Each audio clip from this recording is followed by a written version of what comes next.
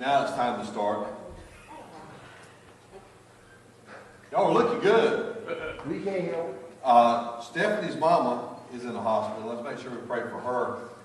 And also, I did go see Jason. Bless his heart. I'm still not 100% sure. He said it wasn't the smartest thing he ever done, but he had a diesel motor and somehow or another it froze up, and so he put some chainsaw gas or some gasoline in it to kind of help thaw it out.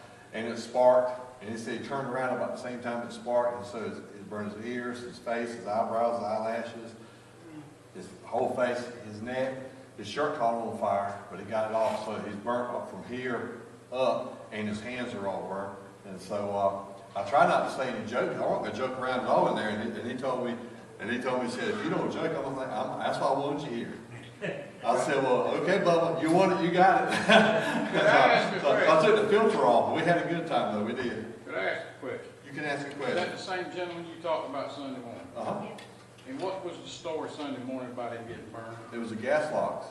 Gas log. That was the first story I heard. I heard Okay, that story. I just want to make sure because I told that story and then somebody got on my case because they saw it on Facebook and I said, well, that ain't what I heard in church. Well, I was told That's what I'm saying. I was told from UNC. Somebody at UNC told me it was a gas what logs. the preacher said. And then I said, so I found out Sunday morning before service, his mama called and said it was a diesel with diesel fuel doesn't flash. And so that didn't make sense. So I thought maybe because he had been delirious that he was saying that, but his son was there and he was no longer delirious, and he told me he had mixed gasoline with diesel. And so he said it wasn't his brightest moment. Although it was very bright for a while, but it was not his brightest moment. There's a name for that mixture. What is it? Jet fuel. Jet fuel? Well, he got some jet fuel. He probably agreed with you, didn't he? Well, it is JP4. Well, he did say, he told me, he said, Kerosene, diesel fuel. well, he told me that it was not the brightest thing he ever done, and he wanted to do it again. So Josh was with him when it happened? Yes, ma'am. And his daughter took him to the hospital. Because he didn't wait for the rescue squad. She said, let's go. And so she took him to the hospital. They're up there with him now. They were up there with him. I don't know if they are right at this moment. But he's burnt from here up, and his head's about 2 times his normal size right now. They came back this morning. They did. The kids did. Okay. So it's rough. His eyebrows are starting to grow back out, and his eyelashes are growing back out, but he's still having, and you can see his face. I mean, they're scrubbing his face, and I know it hurts. He says it hurts really, really bad. I know it does. The 2nd degree burns all over. 2nd degree here, there might be 3rd degree here and on his hands. I don't know, but his face and his ears, he does. Linda, he wants to joke with us. So Linda said, look on the bright side, you won't wrinkle. He was saying, y'all better cut up with me. All right, we'll cut up then. I didn't know how you cut up with a man that's in there hurting like that. I didn't know what. I was trying to be careful and not say anything, so I still didn't get too carried away, but still cut up a little bit. We cut up more about his family than we did about him.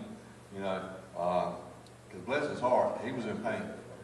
He was in pain, and I don't want anybody to go through that ever, and know that and know what he looked like before, and nobody's looking like then. I know he had to be in tremendous pain. So we got to pray for him. Pray for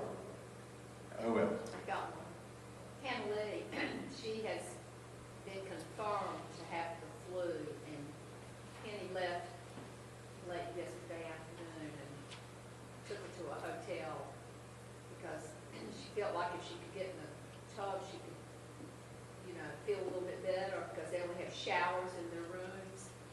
So she was worse today. She's still running a fever. Penny was hoping that she could quarantine her enough that she wouldn't be spreading all over the place.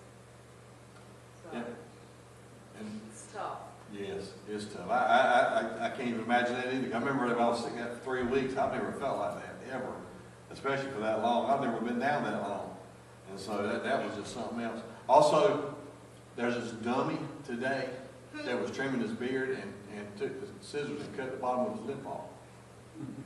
I'm not going to mention his name, but his initials are David Linton. See that little spot on my lip? I was cutting my beard, and I'm gonna have to get glasses, I'm telling you. And I was going along, and I went, oh, that hurt. You got glasses. I know the reading glasses. I'm gonna have to break down and go You ahead. need to wear the reading glasses when you're. I was wearing them. I was going up and down. I was going up and down, and so I was kind of messing with my reading glasses a little bit too. I thought I had it, and when I went, it caught right to my lip, and all of a sudden blood went. Ooh! I said, that. I said, me and Jason both got sometimes we can say, now that's not the smartest thing I've ever done.